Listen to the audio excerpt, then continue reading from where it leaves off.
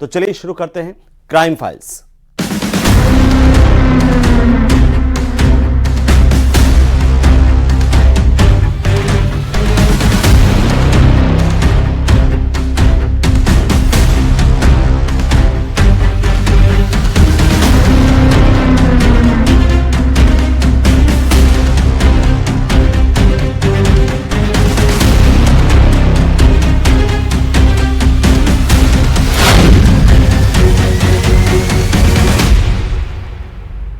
तो चलिए सबसे पहले बात उस शख्स की जो क्राइम की दुनिया में सबसे ज्यादा चर्चाओं में रहा, वो है लॉरेंस बिश्नोई, जिसे देश का नया डॉन भी कहा जाने लगा। आखिर क्या वो वजह थी जिसकी वजह से साल भर लॉरेंस के ही चर्चे रहे?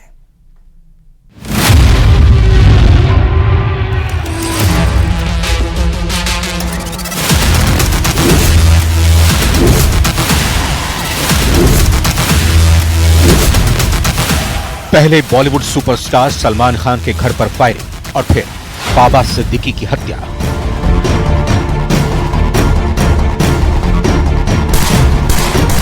और न जाने कितनी घटनाओं को लेकर साल भर लॉरेंस का नाम गूंजता रहा।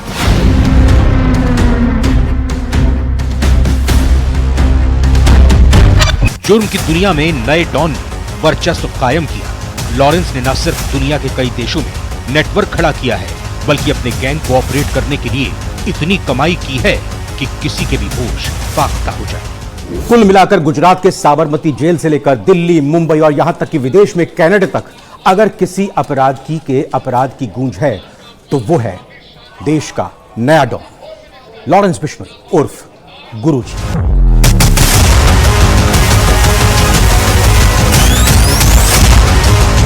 गुरुजी यानी लॉरेंस बिश्नोई, जिसने एक ऐसा गैंग खड़ा किया है जहां ज्यादातर गैंगस्टर ब्रह्मचर्य का पालन कर रहे हैं। ना तो गैंग में किसी की गर्लफ्रेंड है और ना ही पत्नी, यानी किसी का कोई परिवार नहीं, किसी पर कोई जिम्मेदारी नहीं। बस जिम्मेदारी है तो वो है गुरुजी यानी लॉरेंस बिश्नोई का ऑर्डर पूरा करने की। लॉरेंस बिश्नोई 68 साल के दाऊद इब्राहिम से आधी उम्र का है, लेकिन अपनी 32 सालों की उम्र में उसने जो रुतबा बनाया है उसे देखकर हर कोई हक्का बक्का है।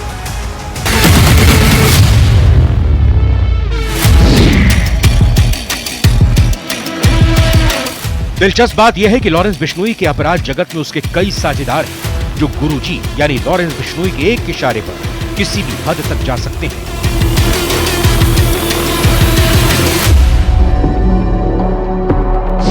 इस गैंग में पहला नाम आता है अनमोल बिश्नोई का, फिर गोल्डी बरार, रोहित गोदारा, सचिन बिश्नोई थापन, ऋतिक बॉक्सर, दीपक बॉक्सर, राजू बसोदी, काला राणा, यूएसए में बैठा लॉरेंस का करीबी हथियारों का सौदागर दरम्मन कालू और विक्रम बराड़। लॉरेंस बिश्नोई को उसका नाम गुरुजी उसके छोटे भाई ने ही यानी अनमोल बिश्नोई ने दिया था, और उसी के बाद से लॉरेंस बिश्नोई की क्राइम कंपनी के हर गुर्गे की तरफ से लॉरेंस को गुरुजी कोड से ही बुलाया जाता है।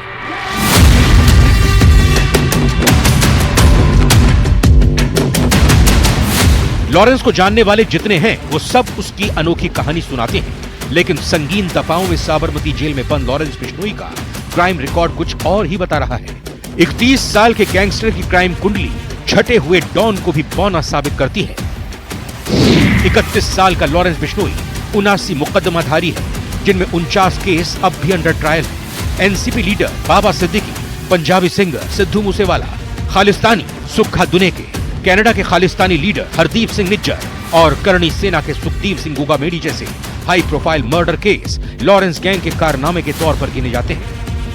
लॉरेंस ने दिल्ली, हरियाणा, पंजाब और राजस्थान की कई गैंग्स को जोड़कर खुद का अंडरवर्ल्ड बनाया है। करीब 1000 शूटर्स का लॉरेंस का गैंग दुनिया में कहीं भी खून खराबे की सुपारी लेने लगा, जिससे देश के 11 सूबे और दुनिया के 6 देशों में लॉरेंस के जुर्म का साम्राज्य कायम हो गया।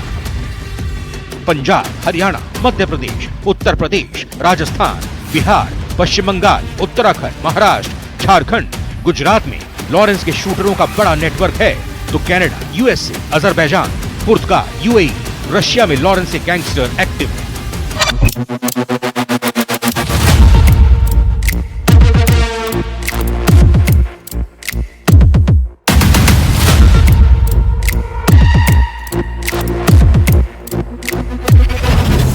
इधर लॉरेंस के हिट लिस्ट में बाकी चाहे जो हेर फेर हो, लेकिन सलमान खान का नाम हमेशा टॉप पर बना रहता है। मुंबई में बाबा सिद्दीकी का खात्मा करवाकर लॉरेंस ने फिर से सलमान खान एंड फैमिली की धड़कनें भी बढ़ा दी है। लेकिन दुतार वाली गांव और बिश्नोई समाज एक शर्त पर सलमान को माफी देने को तैयार भी है। वो शर्त है बीकानेर का ये मंदिर, जहां आकर सलमान खान के माफी मांगने पर मामले को खत्म करने का दावा भी किया जा रहा है। माफी मांगने की शर्त पर सलमान खान के पिता सलीम खान की अपनी दलील है। वो माफीनामे को सलमान पर लगे आरोपों पर गुनाहों की मोहर बताते हैं। यानी डॉन अगर अपनी जिद पर अड़ा है तो फिल्म स्टार भी खुद के बेगुनाह होने का दम भर रहा है।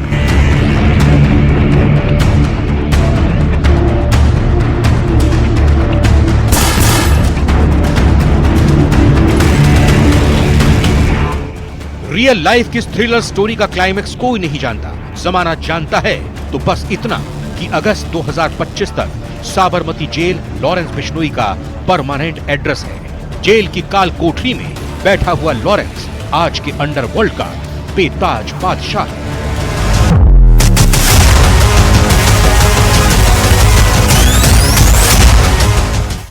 तो इस साल एक बार फिर उदयपुर जल उठा। चाकूबाजी की घटना से पूरे देश में गुस्सा देखने को मिला। यह खास रिपोर्ट देखिए।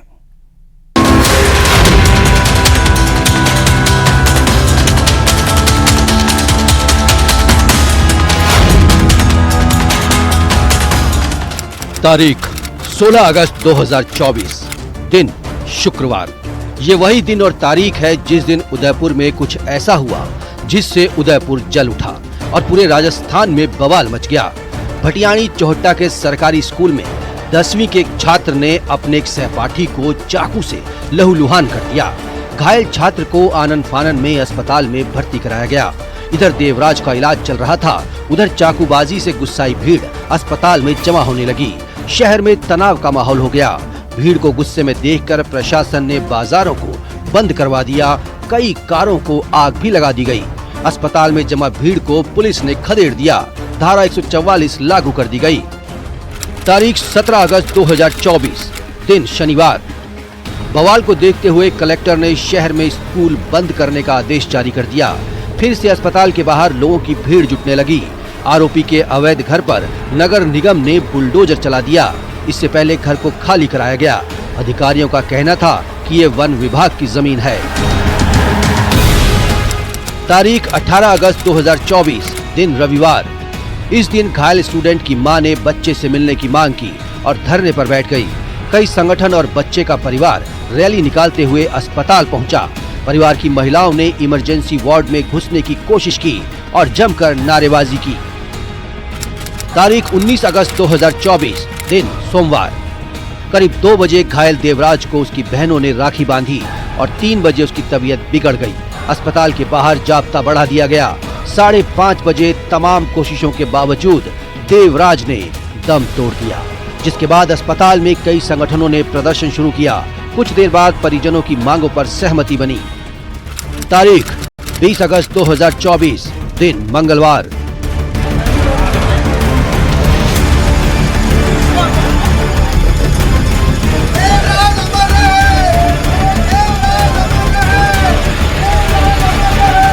देवराज का कड़ी सुरक्षा के बीच अंतिम संस्कार किया गया। बच्चे को उसके पिता और चचेरे भाई ने मुखाग्नि दी। अंतिम संस्कार के दौरान लोगों ने नारेबाजी भी की। इससे पहले शव यात्रा निकाली गई, जिसमें बड़ी संख्या में लोग शामिल हुए। अब आपको बताते हैं ये पूरा मामला शुरू कहां से हुआ था। स्कूल के छात्रों के मुताबिक दोनों छात्रों के बीच किसी बात को लेकर कहासुनी चल रही थी। आरोपी ने घायल छात्र को इंस्टाग्राम पर भी मारने की धमकी दी थी। आरोपी ने कहा था अब 13 नंबर है। घटना वाले दिन दोनों के बीच क्लासरूम में झगड़ा हुआ था। जमकर गाली गलौज हुई थी। हमलावर छात्र ने देवराज पर कुर्सी से हमला किया था। उस वक्त क्लास में टीचर नहीं थे। कुछ देर में टीचर आए और पढ़ाकर चले गए। इसके बाद इंटरवल हुआ। छात्र देवराज स्कूल के गेट पर खड़ा था, तभी हमलावर आया और उसने चाकू मार दिया। सरकार ने हमें घोषणा की थी 51 लाख की थी। इसमें से हमें 25 अभी आ गए हैं और कलेक्टर साहब से भी हम मिलने गए थे, तो उन्होंने भी हमें आश्वासन दिया है कि आपके जो बकाया राशि है वो जल्दी से जल्दी पूरी कर दी जाएगी। नहीं तो हमने सरकार से यही मांग की है और राशन पुलिस से यही मांग की है कि कड़ी से कड़ी बच्चे को सजा मिले, जो आज हमारे बच्चे के साथ हुआ वो किसी और बच्चे के साथ ना हो। इसलिए हमने सरकार से तो यही मांग रखी है कि बच्चे को तो कड़ी से कड़ी सजा मिलनी चाहिए और इसको नाबालिग में नहीं गिने। मामले में भट्टियानी चौहट्टा की प्रधानाचार्य ईशा धर्मावत को निलंबित तो अध्यापक राकेश जारोली को भी एपीओ किया गया। सुलगता उदयपुर शांति की ओर तो कुछ ही समय बाद वापस लौट आया, लेकिन उदयपुर के सीने पर ये निशान आज भी ताजा हैं, जो शायद कभी नहीं मिटने वाले। Bureau report, news 18 Rajasthan. तो अब बात सालों पहले हुए उस कांड की जिसके जख्म आज भी ताजा हैं। अजमेर ब्लैकमेलिंग कांड में इस साल जब फैसला आया तो लेकिन इंसाफ अभी भी अधूरा दिखाई दे रहा है। रिपोर्ट देखिए।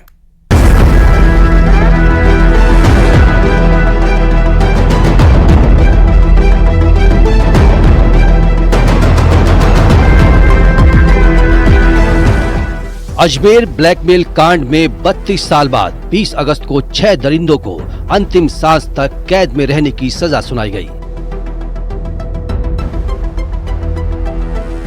जिससे 90 के दशक में हुए इस रूह कंपा देने वाले कांड ने उन जख्मों को फिर से हरा कर दिया जिसने पूरे देश को हिलाकर रख दिया था। साल 1990 से 1992 तक अजमेर में कुछ ऐसा घट गुजर रहा था जिसने शहर के सामाजिक ताने बाने पर बदनुमा दाग लगा दिया। अजमेर के एक स्थानीय दैनिक नवज्योति अखबार के पत्रकार संतोष गुप्ता की एक खबर ने लोगों को झकझोर दिया, जिसमें स्कूली छात्राओं को उनकी नग्न फोटो क्लिक करके ब्लैकमेल करते हुए उनका यौन शोषण किए जाने का पर्दाफाश किया गया था। उनकी इस खबर ने पूरे देश में भूचाल ला दिया। ऑफलाइन दुनिया के सबसे बड़े सेक्स स्कैंडल की शुरुआत एक लड़के से कुकर्म के बाद हुई। आरोपियों ने सबसे पहले एक बिजनेसमैन के बेटे से दोस्ती की, उसके साथ कुकर्म किया और उसकी अश्लील तस्वीरें निकाली। उसे ब्लैकमेल कर उसकी गर्लफ्रेंड को बुलाया, उसके साथ भी रेप किया गया और अश्लील तस्वीरें निकाली गई। इसके बाद लड़कियों पर उनकी सहेलियों को लाने का दबाव बनाया गया। इस तरीके से एक के बाद एक लड़कियां इनकी शिकार बनती गई। लड़कियों को ब्लैकमेल कर अलग अलग ठिकानों पर बुलाया जाने लगा। लेकिन मामले का खुलासा उस वक्त हुआ जब आरोपियों ने जिस लैब में रील डेवलपमेंट के लिए दी थी वहीं से न्यूड फोटो लीक हो गई। आरोप है कि जिनके हाथ वो तस्वीरें लगी उन्होंने भी लड़कियों को ब्लैकमेल करना शुरू कर दिया। इस बीच एक एक करके 6 लड़कियों ने सुसाइड कर लिया। हालांकि कुछ छात्राएं पुलिस के पास शिकायत करने भी पहुंची, लेकिन मामला हाई प्रोफाइल था, जिसके बाद आरोप है कि पुलिस ने मामले को दबाने की कोशिश की। पत्रकार संतोष गुप्ता की खबर के खुलासे के बाद, खबर में किए गए भंडाफोड़ के बाद शासन प्रशासन में मानो हड़कंप सा मच गया था, पूरी तरह से भूचाल आ गया था। लेकिन भूचाल आने का एक प्रमुख कारण यह था कि इस पूरे मामले से जुड़े हुए जो गिरोह के लोग थे, राजनीतिक, आर्थिक, सामाजिक, धार्मिक, हर क्षेत्र से आने वाले लोग थे। समय बीतता गया लेकिन कार्रवाई कोई नहीं हुई। संतोष गुप्ता की तरफ से एक बार फिर से खबर छापी गई और इस बार जो खबर छपी, इस खबर ने मानो पूरे देश में तूफान चला दिया। भांप रहे थे कि ऐसा कुछ तो है जो पुलिस थानों पे हमारे पहुंचने पर हमसे छुपाया भी जा रहा है। तो हमने जब उसकी गहराई से सोचने की कोशिश करी, देखने की कोशिश करी, अंदर तक झांकने की कोशिश करी, तो हमें इस तरीके का पता चला कि अजमेर में किसी तरीके का एक गिरोह सक्रिय है जो कि सूफी संत ख्वाजा मोइनुद्दीन हसन चिश्ती की दरगाह से जुड़े हुए खादिम परिवार के लोगों के साहबजादों का है। और वो लोग अजमेर की जो स्कूली छात्राएं हैं, जो कमसिन छात्राएं हैं, जो कहते हैं नाबालिग छात्राएं हैं, उन लोगों को किसी न किसी बहाने से, किसी वजह से अपने प्रेम जाल में फंसा करके और फिर उनको ब्लैकमेल कर रहे थे। उन्होंने अश्लील फ़ोटोग्राफ्स ले लिए थे। फिर उन फोटोग्राफ्स के ज़रिए वो उनको अपने पास हमेशा आते रहने के लिए मजबूर कर रहे थे। उस समय की सरकार पर दबाव बना और आखिरकार 30 मई 1992 को मामला सीआईडी सीबी के हाथों में सौंप दिया गया। जांच में खादिम चिश्ती के परिवार के लोगों के नाम सामने आए। केस से जुड़े कई लोगों ने आत्महत्या कर ली, कई लड़कियों ने भी अपनी जान दे दी। अजमेर कांड के आरोपियों की हैवानियत की कहानी उजागर होने के बाद पीड़िताओं ने दुष्कर्मियों के खौफ और समाज में बदनामी के डर से अपना घर और शहर तक बदल लिया था। अजमेर ब्लैकमेल कांड के 18 आरोपी थे, जिनमें से 9 को पहले ही सजा सुनाई जा चुकी थी। एक ने सुसाइड कर लिया और एक आरोपी पर अलग से केस चल रहा है। केस में एक आरोपी अलमास महाराज अब भी गिरफ्तार नहीं हुआ है। वो फरार है। पुलिस 32 साल से उसे ढूंढ रही है। विदेश भागने के शक के कारण इंटरपोल ने उसके खिलाफ रेड कॉर्नर नोटिस भी जारी कर दिया। पुलिस के पास उसकी मात्र एक फोटो है। ये सेक्स स्कैंडल कितना बड़ा था, इसका अंदाजा इस बात से भी लगाया जा सकता है कि इस कांड पर फिल्म अजमेर 92 भी बन चुकी है। देश के सबसे बड़े सेक्स स्कैंडल केस में इन आरोपियों को देर से ही सही सजा मिली, लेकिन एक आरोपी अब भी फरार है और दरिंदगी का शिकार हुई छात्राएं आज भी पूरे इंसाफ का इंतजार कर रही हैं। Bureau report, news 18 Rajasthan. अब बात राजस्थान में हुए उस खौफनाक हत्या की जिसे सुनकर हर कोई सहम गया। जोधपुर में हुए इस हत्याकांड के राज आज भी अधूरे हैं। ये खास रिपोर्ट देखिए।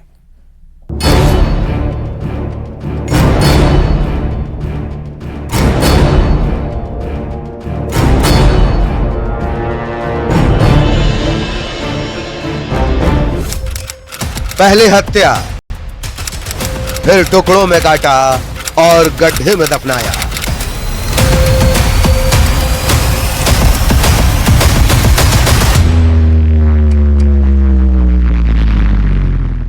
ये कहानी है उस हत्याकांड की जिसे सुनकर पूरा राजस्थान दहल उठा था। सन सिटी के नाम से मशहूर जोधपुर में एक ब्यूटिशियन का पहले मर्डर किया गया, उसके शव को 6 टुकड़ों में काटा गया और फिर उसे 10 फीट गहरे गड्ढे में दफन कर दिया गया। आइए सिलसिलेवार तरीके से पूरे हत्याकांड को समझते हैं। तारीख 27 अक्टूबर 2024, जगह जोधपुर। इसी दिन सरदारपुरा इलाके की रहने वाली अनीता चौधरी अपने ब्यूटी पार्लर के लिए निकली, लेकिन वो शाम तक वापस नहीं लौटी और उसके बाद परिजनों ने थाने में गुमशुदगी की रिपोर्ट दर्ज कराई। तारीख 29 अक्टूबर 2024, पुलिस को अनीता की तलाश थी। उसकी आखिरी लोकेशन के आधार पर पुलिस गुलामुद्दीन के घर पहुंची। उसकी पत्नी आबिदा से पूछताछ की, लेकिन उसने कुछ भी जानकारी होने से इनकार कर दिया। लेकिन जब पुलिस ने सख्ती से पूछताछ की तो आबिदा ने हत्या का राज उगल दिया, जिसे गुलामुद्दीन ने मारकर अपने घर की दहलीज के सामने ही दफना दिया था।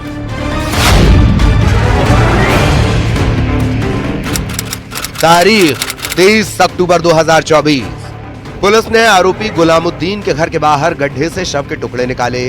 10 फीट गहरे गड्ढे में 2 बोरों में अनीता के शव के टुकड़े मिले, जिसके बाद पुलिस ने आरोपी की पत्नी आबिदा को हिरासत में ले लिया। इधर आरोपी गुलामुद्दीन फरार हो चुका था। वारदात को लेकर परिजन भगत की कोठी इलाके में धरने पर बैठ गए। पोस्टमार्टम और शव उठाने से इनकार कर दिया।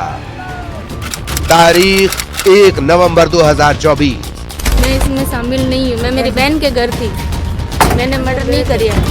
तो मर्डर किसने किया है? गुलामुद्दीन को पता है, गुलामुद्दीन को पता है। इस दिन पुलिस ने आबिदा के बयान के आधार पर इस सनसनीखेज हत्याकांड के खुलासे का दावा किया। पुलिस ने बताया कि गुलामुद्दीन को सट्टेबाजी और जुए की लत थी। इसके चलते वो कर्जदार हो गया था। उसने अपनी पत्नी को पीहर भेजा, अनीता को विश्वास में लेकर बुलाया, उसके गहने लूटकर उसकी हत्या कर दी। पुलिस के खुलासे से परिजन सहमत नहीं हुए। इधर 2 नवंबर को अनीता के पति मनमोहन ने मीडिया को एक ऑडियो दिया, जिसमें पुलिस की लूट के लिए हत्या की थ्योरी धोखी साबित हुई, जिसमें और किसी के भी शामिल होने का अंदेशा जताया गया। पुलिस ने ऑडियो की जांच की बात कही। तारीख 3 नवंबर 2024, अनीता का ये सीसीटीवी सामने आया, जिसमें अनीता टैक्सी में बैठकर जाती हुई नजर आई। इसी दिन गुलामुद्दीन का भी एक सीसीटीवी फुटेज पुलिस के हाथ लगा, जिसमें आरोपी जोधपुर रेलवे स्टेशन पर एक दुकान से बैग खरीदता नजर आया। इधर आबिदा को कोर्ट में पेश किया गया। तारीख 7 नवंबर 2024,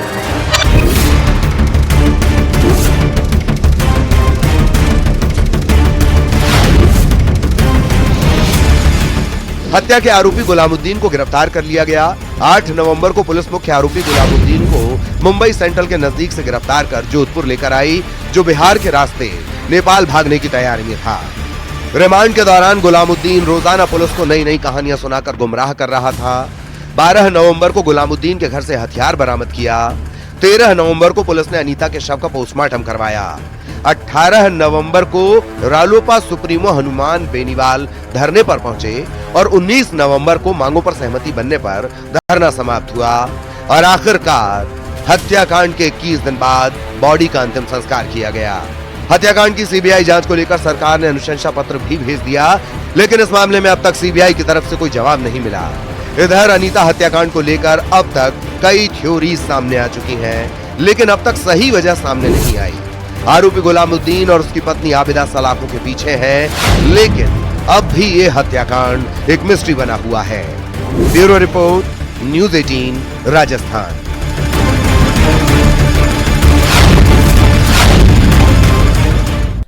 तो साल 2024 के शुरुआती महीनों में सरकार ने सबसे बड़ा एक्शन किसी मामले में लिया तो वो था पेपर लीक केस। एसआई भर्ती परीक्षा 2021 पेपर लीक में एसओजी ने 70 से ज्यादा गिरफ्तारियां की।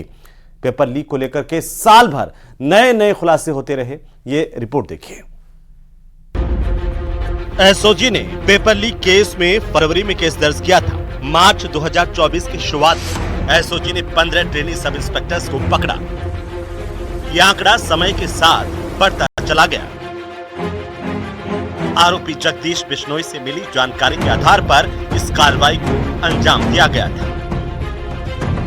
859 पदों पर एसआई भर्ती परीक्षा 13 से 15 सितंबर 2021 के बीच राजस्थान में आयोजित की गई थी। इस भर्ती परीक्षा में 14 और 15 सितंबर को जयपुर में हसनपुरा स्थित रविंद्र बाल भारती स्कूल में बने परीक्षा केंद्र से पेपर को आउट करवाया गया।